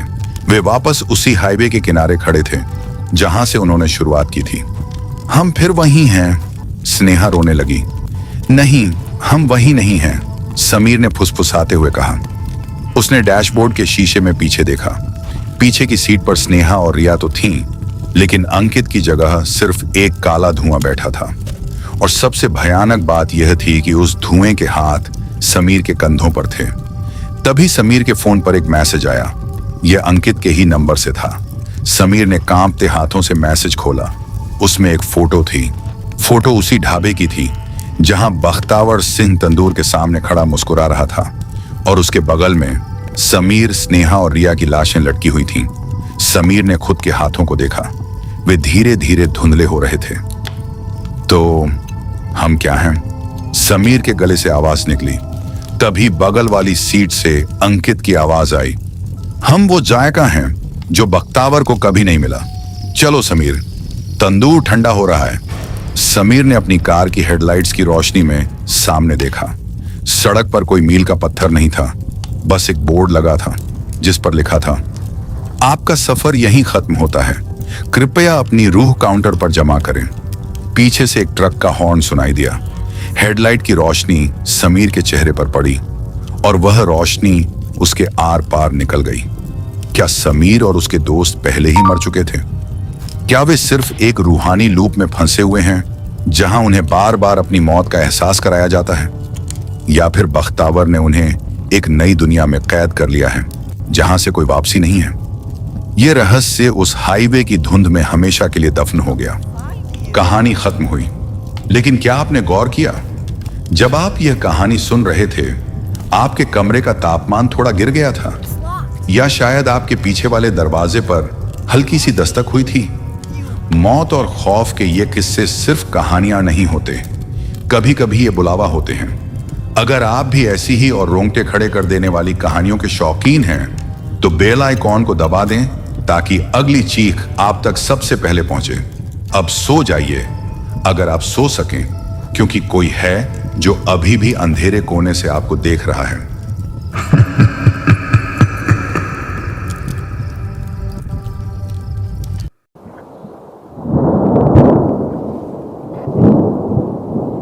नमस्कार दोस्तों, स्वागत है आपका रोशन हॉरर स्टोरी चैनल पर। मैं हूं रोशन और आप सुन रहे हैं खौफ, रहस्य और अंधेरे की वो कहानियां जो सिर्फ कहानी नहीं, एक एहसास है। यहाँ हर रात कुछ अनसुना जागता है, हर साया कुछ छुपाता है और हर कहानी के पीछे एक खौफनाक सच होता है। अगर आपको डरावनी, सस्पेंस से भरी और रोंगटे खड़े कर देने वाली कहानियां पसंद हैं तो अभी इस चैनल को सब्सक्राइब कर लीजिए और बेल आइकन दबाना बिल्कुल मत भूलिए, क्योंकि यहाँ हर रात आएगी एक नई कहानी जो आपके दिल की धड़कनें बढ़ा देगी। ये है रोशन हॉरर स्टोरी चैनल, जहाँ डर ही असली कहानी है। तो लाइट बंद कर दीजिए, दरवाजा अच्छे से बंद कर लीजिए और दिल मजबूत कर लीजिए, क्योंकि आज की कहानी आपकी नींद भी चुरा सकती है। शुरू करते हैं। गाड़ी के वाइपर की आवाज उस तूफानी रात के सन्नाटे को चीर रही थी। समीर ने अपनी कलाई घड़ी पर नजर डाली। रात के 11:45 बज रहे थे। बाहर घना अंधेरा था। तना घना की गाड़ी की हेडलाइट्स भी कुछ मीटर से आगे नहीं देख पा रही थी। बारिश किसी साधारण बारिश जैसी नहीं थी। ऐसा लग रहा था जैसे आसमान से पत्थर बरस रहे हों। हर बूंद गाड़ी की छत पर हथौड़े की तरह बज रही थी। जीपीएस का सिग्नल पिछले आधे घंटे से जा चुका था। अब समीर सिर्फ उस कच्चे, पथरीले रास्ते पर भरोसे से चल रहा था जिसके बारे में गांव के ढाबे वाले ने बताया था। साहब, कालागढ़ जाना है तो अपनी जान हथेली पर रखकर जाना। उस बूढ़े ढाबे वाले की आवाज समीर के कानों में गूंजी। उसकी आंखें मोतियाबिंद से सफेद हो चुकी थीं, लेकिन उनमें एक अजीब सा डर था। वहां लोग रहने नहीं जाते, सिर्फ मरने जाते हैं। समीर ने स्टीयरिंग व्हील को कसकर पकड़ा। बकवास, उसने खुद को तसल्ली दी। ये गांव वाले और उनकी अंधविश्वासी कहानियां। अचानक गाड़ी के सामने एक परछाई गुजरी। समीर ने जोर से ब्रेक मारा। गाड़ी गीली मिट्टी पर फिसलती हुई एक पुराने बरगद के पेड़ से बस कुछ इंच दूर रुकी। समीर का दिल जोर जोर से धड़क रहा था। उसने हेडलाइट की रोशनी में देखा। सामने कुछ नहीं था, सिर्फ बारिश, कीचड़ और हवा से झूलती हुई बरगद की जटाएं, वह जो किसी चुड़ैल के खुले बालों जैसी लग रही थी। उसने गाड़ी स्टार्ट करने की कोशिश की। इंजन ने कोई जवाब नहीं दिया। धत! समीर ने स्टीयरिंग पर हाथ मारा। वह बाहर निकला। ठंड हड्डी तक चुभ रही थी। उसने बोनट खोला, लेकिन उसे इंजनों की ज्यादा समझ नहीं थी। तभी उसे एक आवाज सुनाई दी। यह किसी के पाजेब की आवाज थी, जंगल के बीचों बीच, इतनी रात को। समीर पलटा। कौन है वहां? उसकी आवाज कांप रही थी। जवाब में सिर्फ हवा की साएं साएं सुनाई दी। लेकिन फिर बिजली कड़की और उस एक सेकंड की रोशनी में समीर ने जो देखा, उससे उसका खून जम गया। जंगल के किनारे, झाड़ियों के पास एक औरत खड़ी थी। उसने लाल साड़ी पहनी थी, जो बारिश में पूरी तरह भीग चुकी थी। उसका चेहरा बालों से ढका था, लेकिन सबसे भयानक बात यह थी, उसके पैर जमीन पर नहीं थे। वह हवा में 1 फीट ऊपर झूल रही थी। समीर की सांस हलक में अटक गई। वह भागकर गाड़ी में घुसना चाहता था, लेकिन उसके पैर जैसे जमीन से चिपक गए थे। वह औरत धीरे धीरे अपना सिर उठाने लगी। बालों के बीच से 2 अंगारे जैसी लाल आंखें समीर को घूर रही थीं। और फिर उसने अपना मुंह खोला। एक ऐसी चीख निकली जिसने न सिर्फ समीर के कानों को बल्कि उसकी आत्मा को भी झकझोर दिया। लेकिन अजीब बात यह थी, उस चीख की कोई आवाज नहीं थी। वह खामोश थी, फिर भी समीर के दिमाग में गूंज रही थी। स्वागत है, समीर। एक फुसफुसाती हुई आवाज सीधे उसके कान के पास आई, जैसे कोई उसकी पिछली सीट पर बैठा हो। समीर झटके से पीछे मुड़ा। पिछली सीट खाली थी, लेकिन सीट के कवर पर ताजे गीले मिट्टी के हाथों के निशान थे। छोटे छोटे हाथों के निशान, जैसे किसी बच्चे के हों। समीर ने कांपते हाथों से चाबी घुमाई। इस बार किस्मत ने साथ दिया।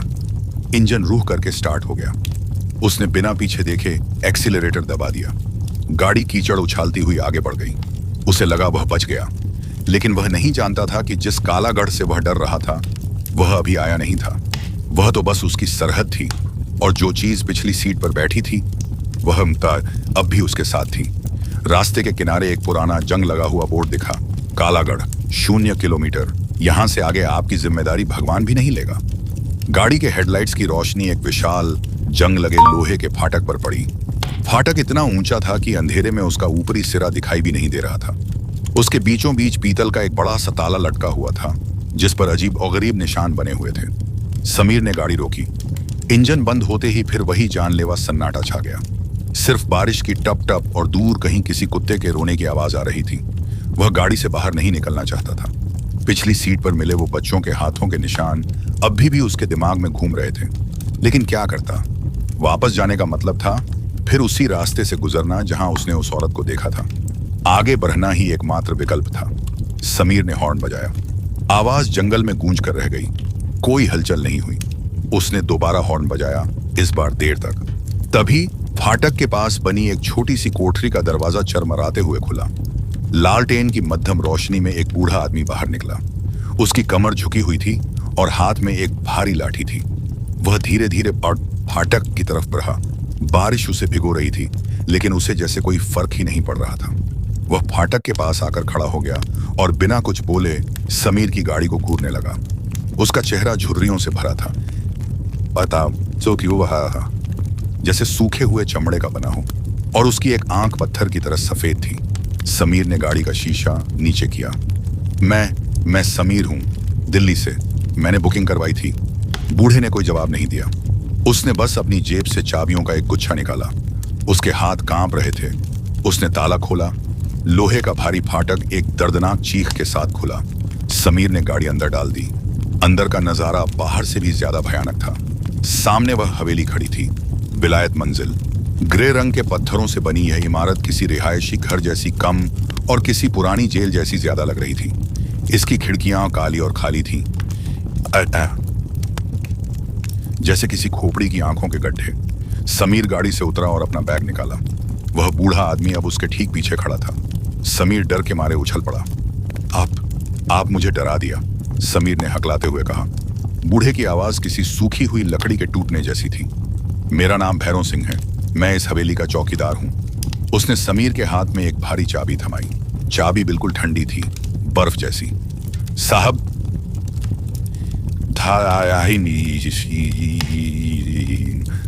भैरव सिंह ने कहा।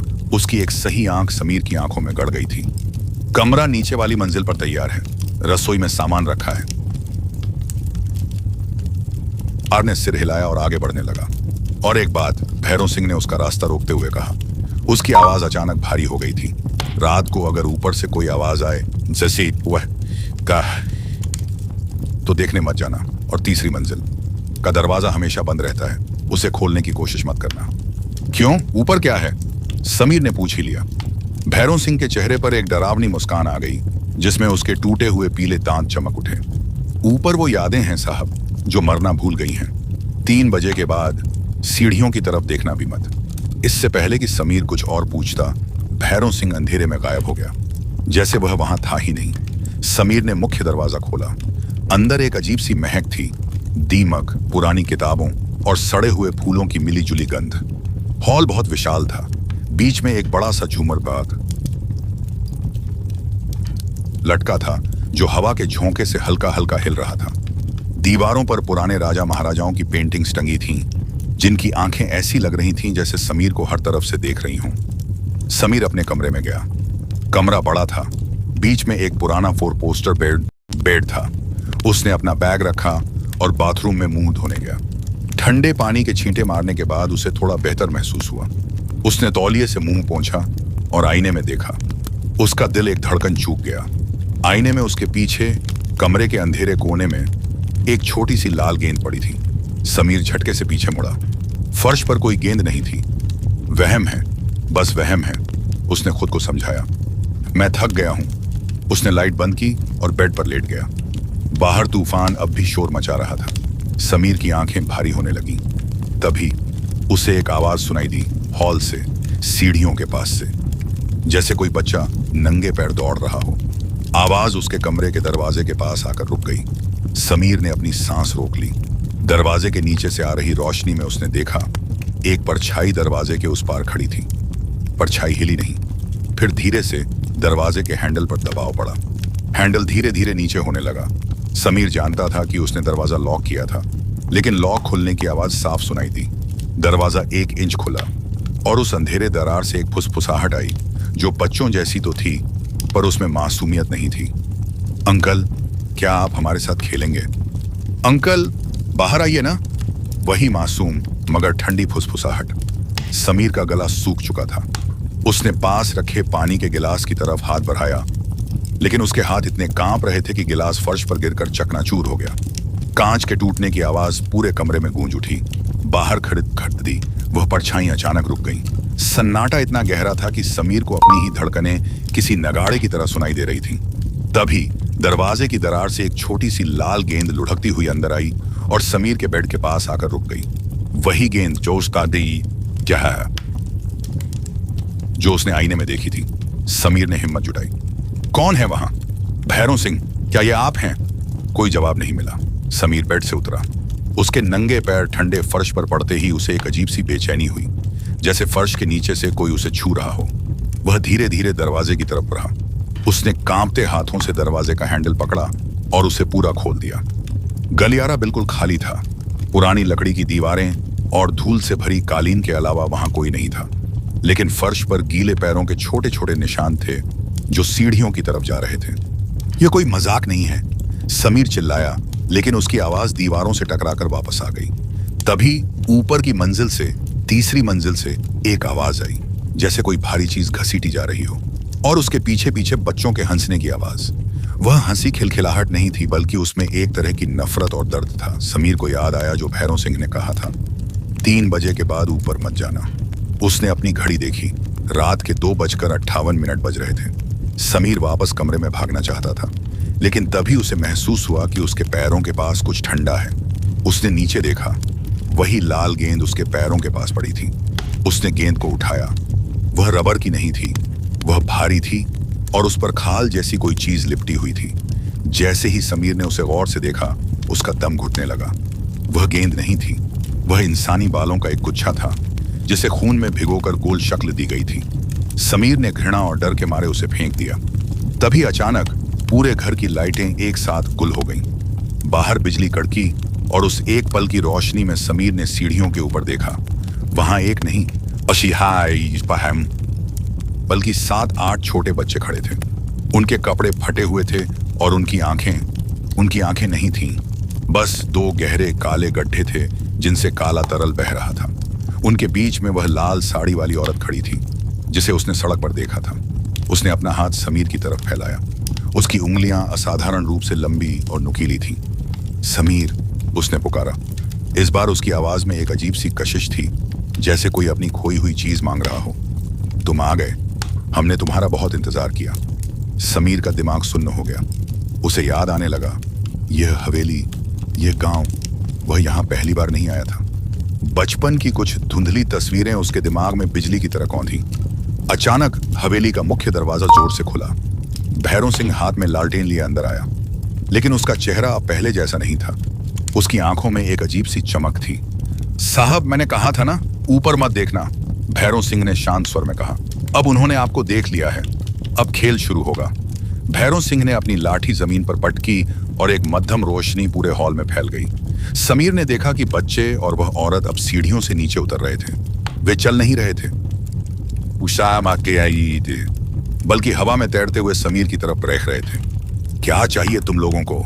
समीर चीखा। उस औरत ने अपना चेहरा समीर के चेहरे के बिल्कुल करीब लाया। उसकी सांसों से सड़ती हुई लाशों जैसी बदबू आ रही थी। उसने समीर के कान में फुसफुसाया, हमें वो पन्ना चाहिए समीर, जो तुमने 20 साल पहले फाड़ा था। उस किताब का आखिरी पन्ना। समीर के पैरों तले जमीन खिसक गई। वह पन्ना, उससे वह पुरानी डायरी याद आई जो उसे उसके दादाजी के संदूक में मिली थी। हॉल की हवा अचानक भारी हो गई। वह औरत और वे डरावने बच्चे अब समीर के घेरे को छोटा कर रहे थे। भैरों सिंह की लालटेन की रोशनी दीवार पर उनकी लंबी और विकृत परछाइयां बना रही थी। वह पन्ना मेरे पास नहीं है, समीर चिल्लाया। उसका गला डर से रुंधा हुआ था। वह डायरी दिल्ली में है। औरत के चेहरे पर एक डरावनी मुस्कुराहट उभरी। झूठ, वह तुम्हारे खून में है समीर। तुम्हारे दादा ने उसे यहीं छुपाया था और तुम उसे ढूंढने ही यहां आए हो, चाहे तुम्हें याद हो या ना हो। अचानक हवेली की जमीन जोर जोर से कांपने लगी।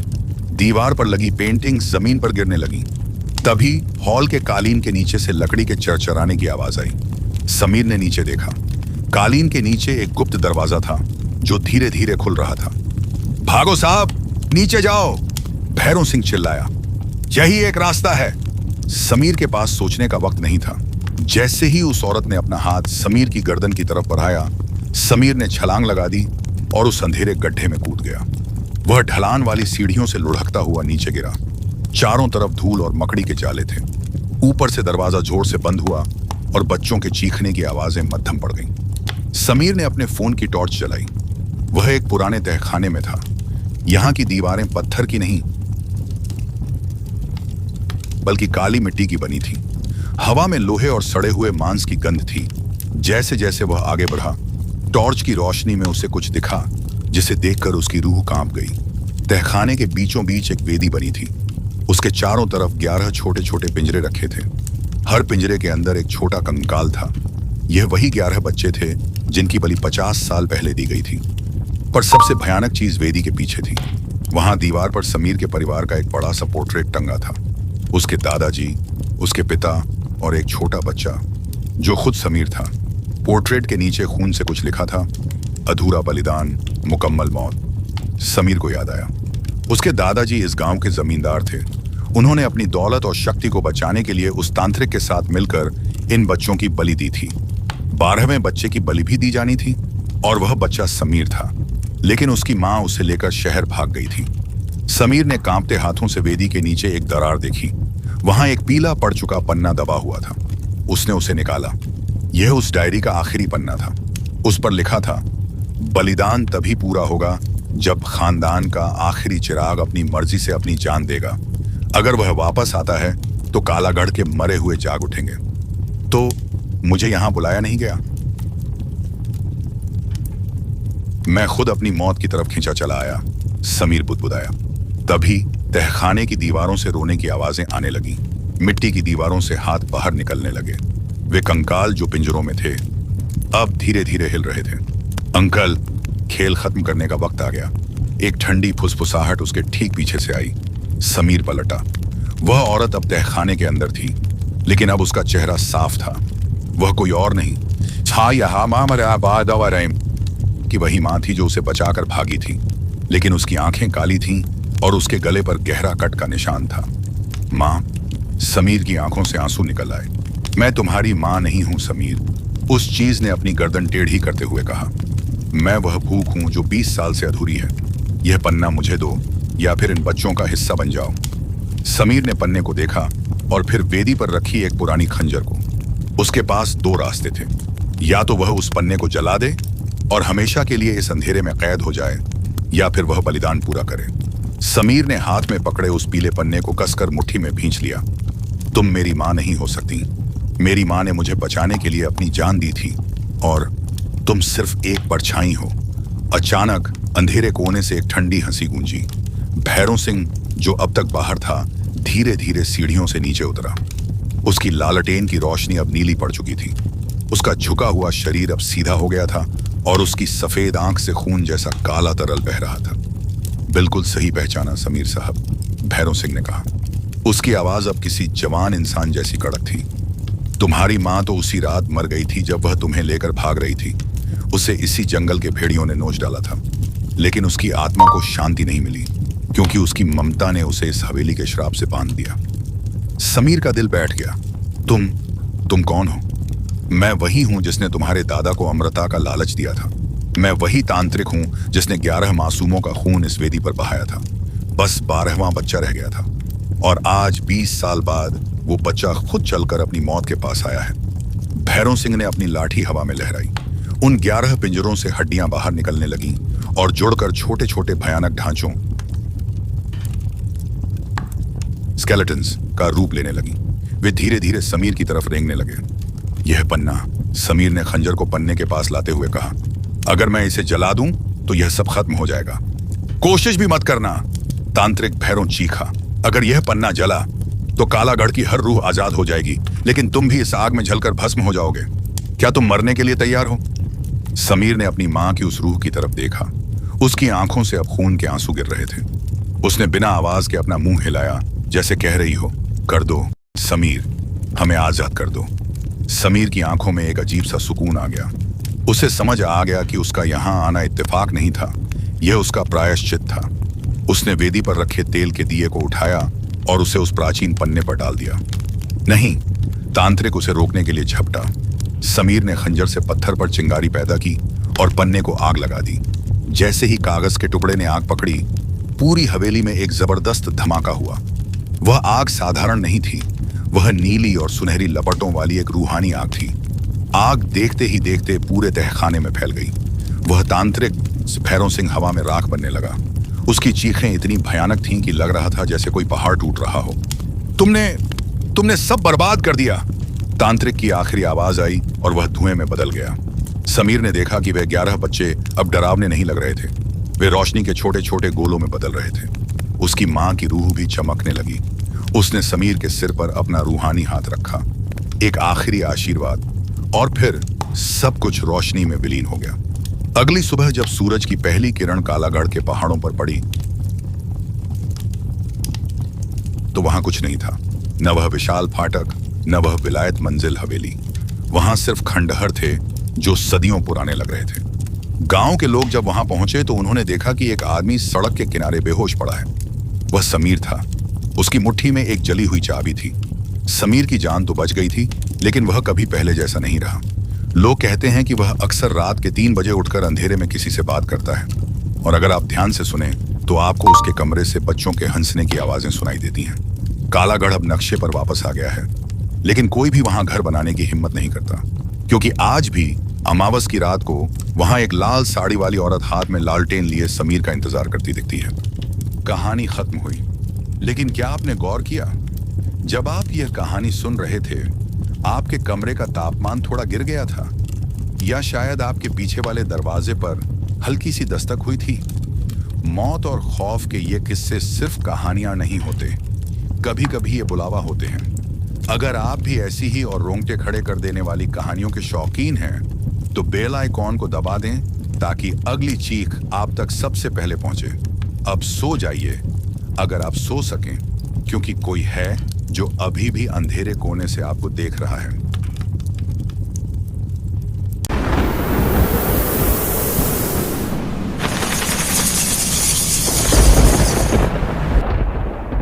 राजस्थान की तपती धूप अब ढल रही थी। अरावली की पहाड़ियों के बीच घिरा भानगढ़ का किला किसी विशाल कंकाल की तरह खड़ा था। प्रवेश द्वार पर भारतीय पुरातत्व सर्वेक्षण का वह बोर्ड साफ चमक रहा था। सूर्यास्त के बाद और सूर्योदय से पहले इस परिसर में रुकना सख्त मना है। यह सिर्फ टूरिस्ट्स को डराने के लिए है, आर्यन ने अपने कैमरे का लेंस साफ करते हुए कहा। वह एक निडर व्लॉगर था जिसे डर शब्द पर यकीन नहीं था। काव्या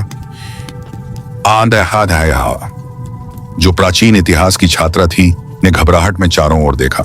आर्यन, यहाँ की हवा में कुछ भारीपन है, जैसे कोई हमें देख रहा हो। समीर और ईशा सामान लेकर पीछे पीछे आ रहे थे।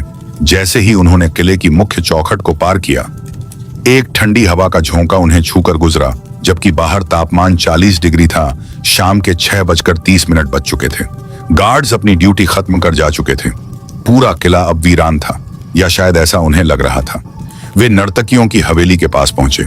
अचानक समीर ठिठक गया। क्या तुम्हें सुनाई दिया? क्या? ईशा ने पूछा। घुंघरुओं की आवाज, जैसे कोई नाच रहा हो। आर्यन ने अपना रिकॉर्डर ऑन किया।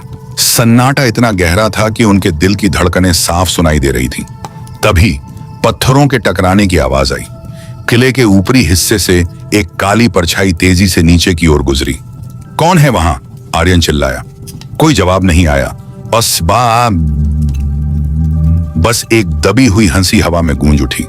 जैसे जैसे रात गहरी हुई, टॉर्च की रोशनी भी कम पड़ने लगी। वे मुख्य महल की ओर बढ़े। दीवारों पर अजीब सी नक्काशी थी, जो मशाल की रोशनी में हिलती हुई प्रतीत हो रही थी। काव्या ने एक दीवार पर हाथ रखा और चिल्लाते हुए पीछे हट गई। यह दीवार गर्म है, जैसे इसके पीछे आग जल रही हो।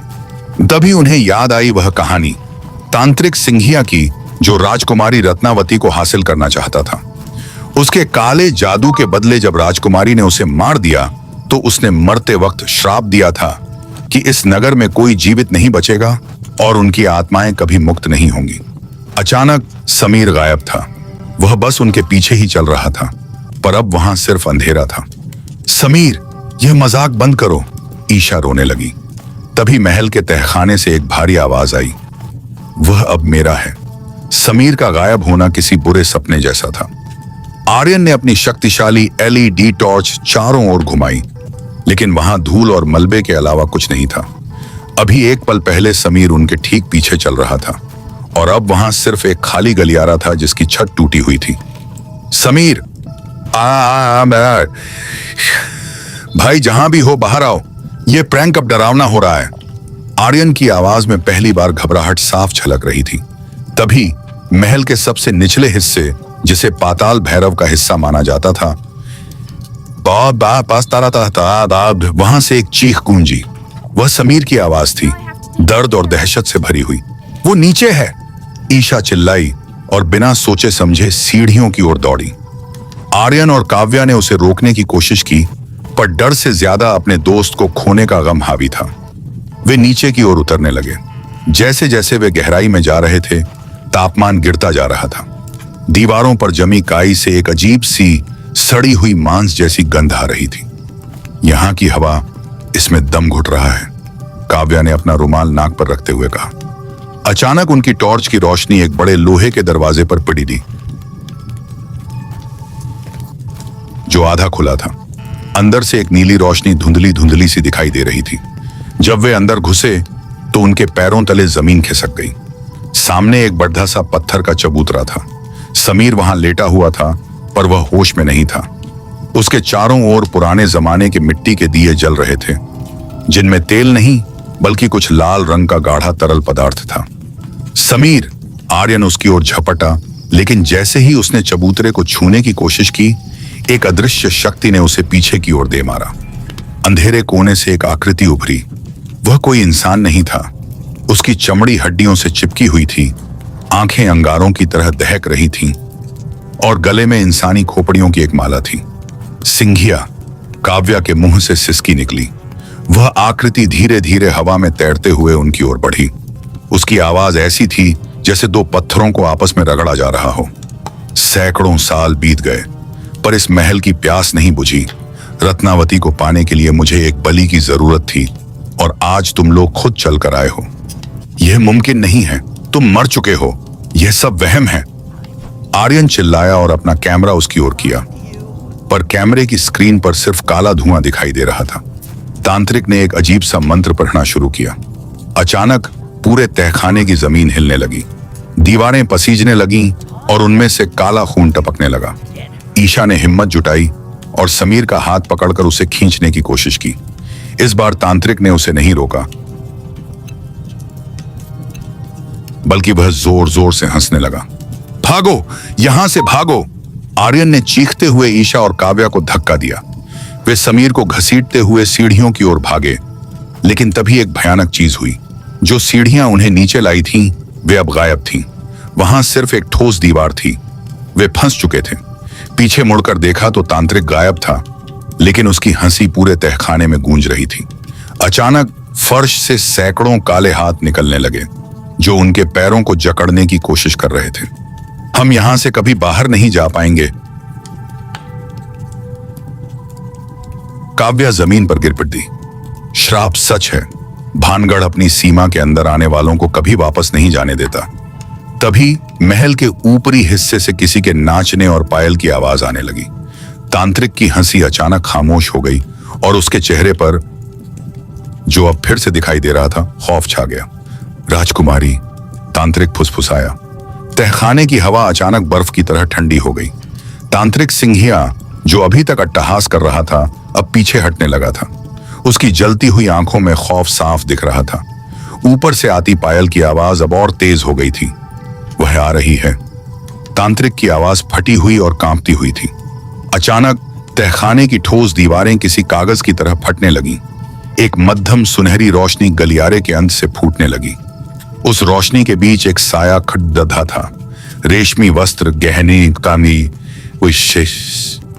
गहनों की खनक और एक अलौकिक सुगंध, जैसे सदियों पुराने मरे हुए फूलों की महक। रत्नावती, काव्या के मुंह से धीरे से निकला।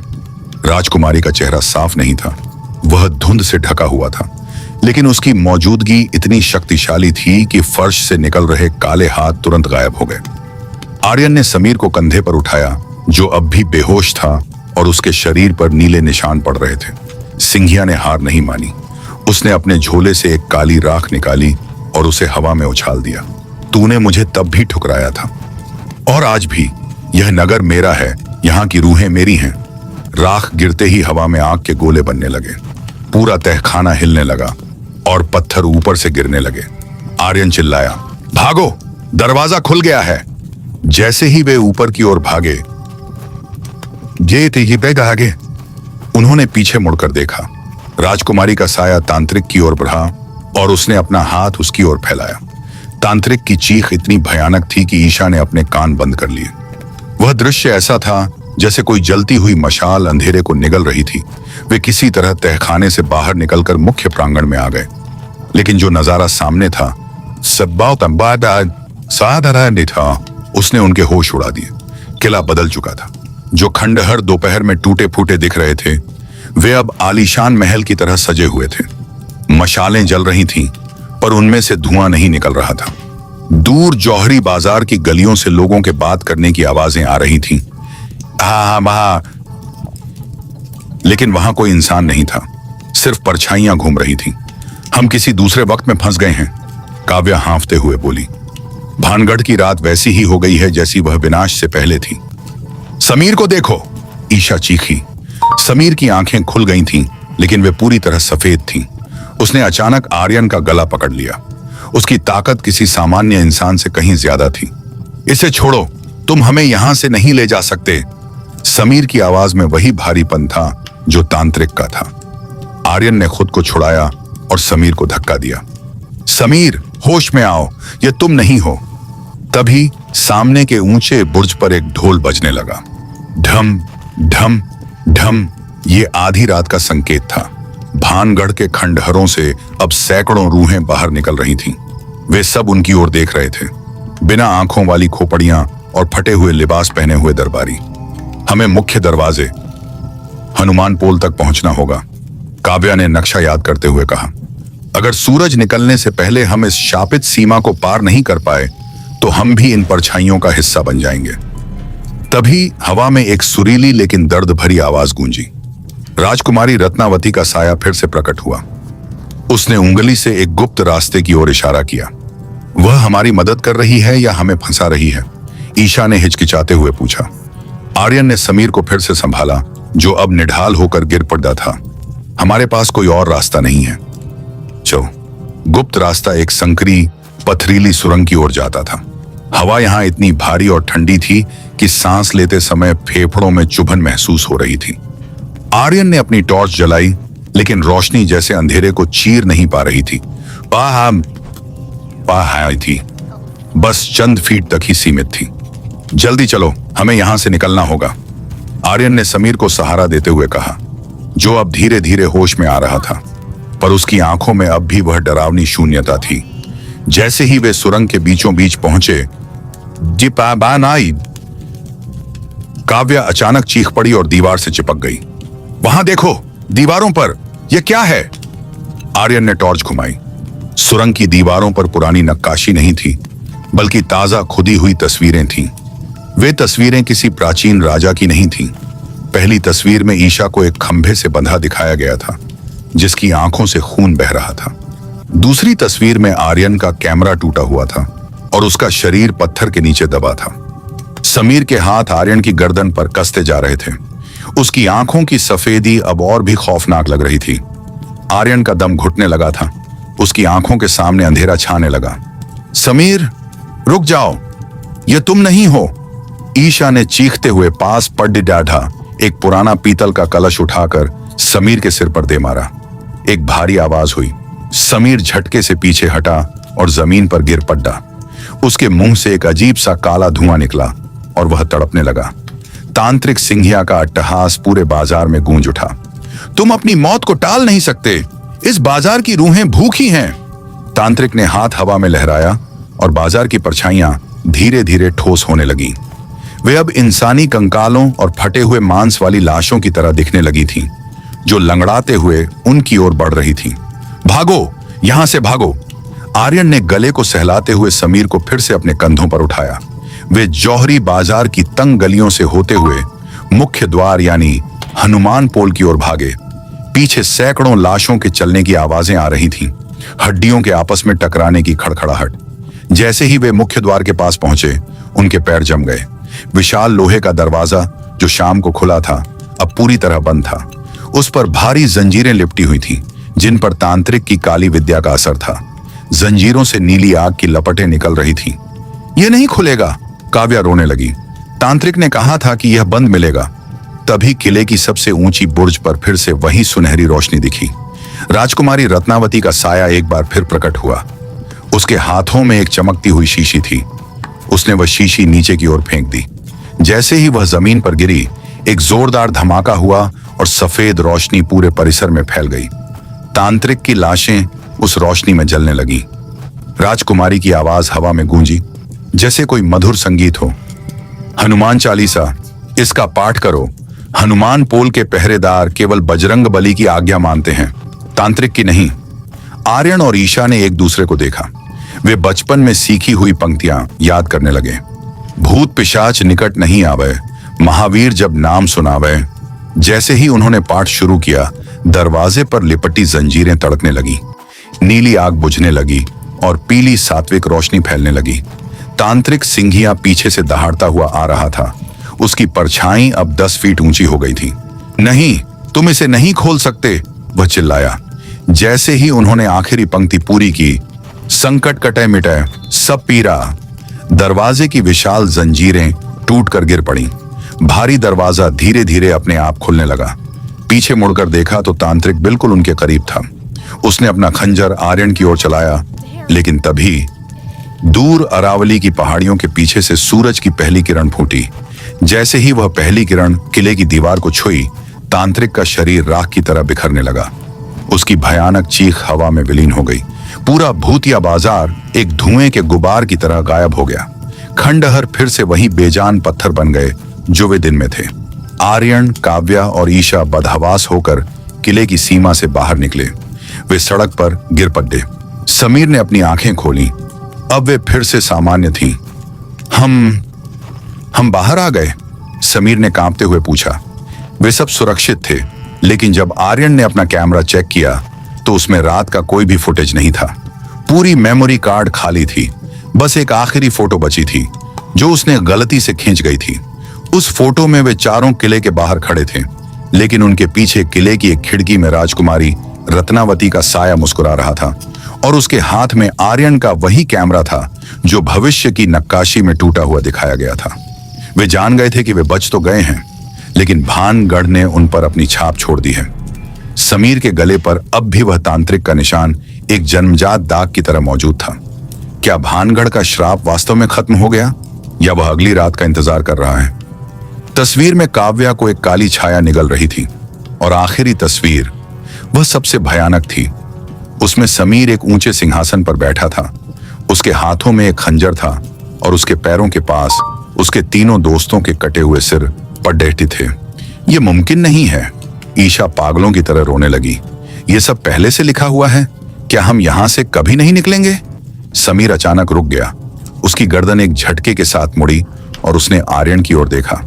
उसकी आवाज अब उसकी अपनी नहीं थी, बल्कि हजारों मरती हुई रूहों का मिश्रण थी। भानगढ़ को नए रखवालों की तलाश है। जो एक बार यहाँ की मिट्टी में मिल जाता है, वह सदियों तक यहीं का होकर रह जाता है। तभी सुरंग की छत से धूल और पत्थर गिरने लगे। पीछे का रास्ता अपने आप बंद होने लगा। भारी पत्थर एक दूसरे से जुड़ रहे थे, जैसे कोई अदृश्य हाथ उन्हें दीवार बना रहा हो। वे पागलों की तरह आगे की ओर दौड़े और सुरंग के अंत में एक बड़े खुले मैदान में निकले। लेकिन यह वह मैदान नहीं था जहां से वे आए थे। वे जौहरी बाजार के ठीक बीचों बीच थे, पर अब यहां सन्नाटा नहीं था। हवा में इत्र की महक और मिठाइयों की खुशबू तैर रही थी। पारभासी आकृतियां इधर उधर घूम रही थीं। दुकानें सजी हुई थीं, पर वहां जो सामान बिक रहा था वह देखकर रूह कांप जाए। पुराने जंग लगे हथियार, इंसानी हड्डियां और कांच की शीशियों में बंद नीली लपटें। यह भूतिया बाजार है, काव्या फुसफुसाई। लोक कथाओं में कहा जाता है कि आधी रात के बाद यहाँ मरे हुए लोग अपना बाजार लगाते हैं। अगर किसी ने उनसे नजर मिला ली तो वह भी हमेशा के लिए परछाई बन जाता है। नजरें नीचे रखो, कोई भी किसी की आंखों में नहीं देखेगा। आर्यन ने सख्त हिदायत दी। अचानक बाजार का शोर थम गया। सभी परछाइयां एक ओर हट गईं। सामने से वही भयानक आकृति सिंहिया चली आ रही थी। उसके पीछे दो बड़े काले कुत्ते थे जिनकी आंखों से आग निकल रही थी। राजकुमारी ने तुम्हें बचाने की कोशिश की, पर वह खुद इस कैद से आजाद नहीं है। तांत्रिक ने हाथ फैलाया और बाजार की मशालें नीली हो गईं। अब सूरज निकलने में सिर्फ एक पहर बचा है। अगर तुम हनुमान पोल मुख्य द्वार तक पहुंच भी गए तो वह बंद मिलेगा। हमें रोकने की कोशिश मत करो। आर्यन ने चिल्लाकर अपना ट्राइपॉड एक हथियार की तरह उठा लिया। मैं तुम्हें नहीं रोकूंगा, तांत्रिक कुटिलता से हंसा। तुम्हें तुम्हारा अपना दोस्त रोकेगा। समीर, जो अब तक शांत था, अचानक हवा में उछला और आर्यन पर झपट पड़ा। उसकी उंगलियां अब नुकीले नाखूनों में बदल चुकी थीं। वह आर्यन का गला घोंटने लगा। समीर, होश में आओ, हम तुम्हारे दोस्त हैं। काव्या और ईशा उसे खींचने लगी, पर समीर में अब किसी दानव जैसी ताकत थी। भानगढ़ का यह रहस्य आज भी अनसुलझा है। आपको क्या लगता है, क्या वो तांत्रिक का श्राप था या सिर्फ लोगों का वहम? अपनी राय कमेंट सेक्शन में जरूर बताएं। अगर आपके पास भी कोई ऐसी सच्ची डरावनी घटना है जो आपके या आपके किसी करीबी के साथ हुई हो, तो हमें इंस्टाग्राम पर भेज सकते हैं। हम उसे अपनी अगली वीडियो में फीचर करेंगे। ऐसी ही और रहस्यमयी कहानियों के लिए रोशन हॉरर स्टोरी चैनल को अभी सब्सक्राइब करें और बेल आइकन दबाना न भूलें। मिलते हैं अगले खौफनाक सफर पर।